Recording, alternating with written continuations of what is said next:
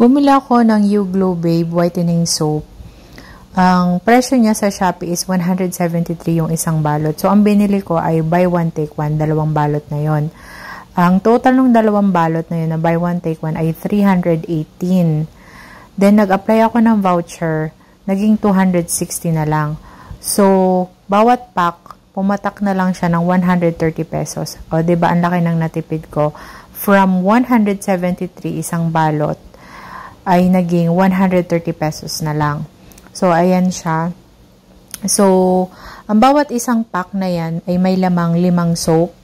So, ayan, binuksan ko na siya at chinek isa-isa kung ano expiry niya. Malayo pa naman yung expiry. So, yan na yung 5 na soap per pack. Nilabas ko na siya lahat kasi hahati-hatiin ko siya. Ang isang sabon, palalabasin ko na 4 na piraso para mas matipid siyang gamitin.